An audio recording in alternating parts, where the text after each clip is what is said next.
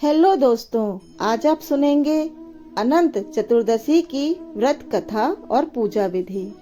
इस वर्ष अनंत चतुर्दशी का व्रत 28 सितंबर 2023 दिन बृहस्पतिवार को है। इस व्रत की विधि निम्न प्रकार से है। इस दिन प्रातः काल स्नान करने के बाद पूजा स्थल पर कलश स्थापित करें। इसके बाद कलश पर भगवान विष्णु की तस्वीर लगाएं। एक धागे को कुमकुम, केसर और हल्दी से रंग कर अनंत सूत्र बनाएं। इसमें 14 गांठें लगी होनी चाहिए।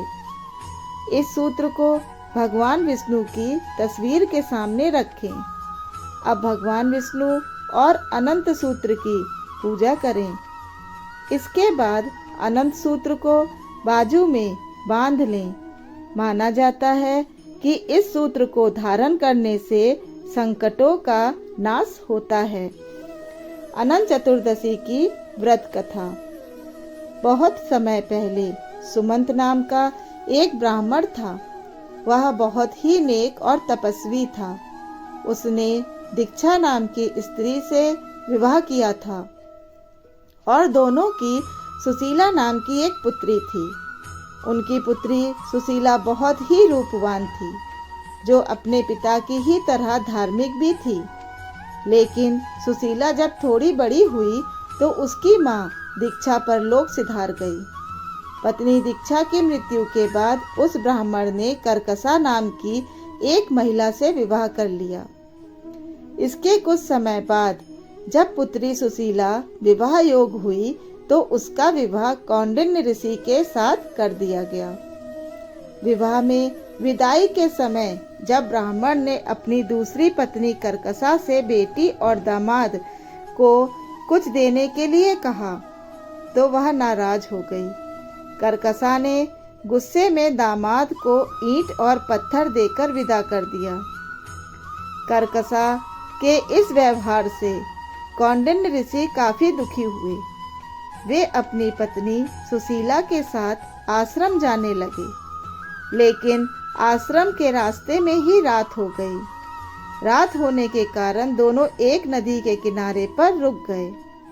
इसी दौरान सुशीला ने देखा कि नदी के किनारे कुछ स्त्रियां सुंदर कपड़े में सजी हुई हैं। वे किसी देवता की पूजा भी कर रही थीं। सुशीला उन स्त्रियों के पास गई तो उन्होंने बताया कि वे अनंत व्रत की पूजा कर रही हैं और उन्होंने उस पूजा के महत्व के बारे में भी बताया। उन स्त्रियों की बात सुनकर सुशीला ने भी उसी समय इस व्रत को करने का मन बनाया और 14 गांठों वाला धागा भी हाथ में बांधकर वापस ऋषि कौंडिन्य के पास चली आई। जब ऋषि कौंडिन्य ने सुशीला से उस धागे के बारे में पूछा तो सुशीला ने उन्हें सारी बातें बता दी।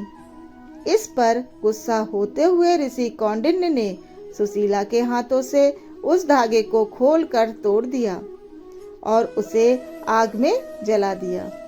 उनके ऐसा करने पर भगवान अनंत जी नाराज हो गए। इसकी वजह से ऋषि कौंडिन्य की सारी संपत्ति खत्म हो गई और वह कुछ ही समय में बहुत गरीब हो गए। इससे ऋषि कौंडिन्य बहुत दुखी रहने लगे। एक दिन उन्होंने अपनी इस गरीबी के बारे में अपनी पत्नी सुशीला से पूछा तो सुशीला ने बताया कि यह भगवान अनंत का अपमान करने के लिए हो रहा है। उन्हें यह धागा भी नहीं जलाना चाहिए था। पत्नी सुशीला की बात सुनकर ऋषि कौंडिन्य को अपनी गलती का एहसास हो गया। इसी पश्चाताप करने के लिए वे तुरंत उसी जंगल में गए और अनंत धागे की खोज करने लगे। कई दिनों तक वह जंगल में भटके, लेकिन उन्हें अनंत धागा नहीं मिला। एक दिन जंगल में वो बेहोश होकर गिर गए। तभी उनके सामने भगवान अनंत प्रकट हुए।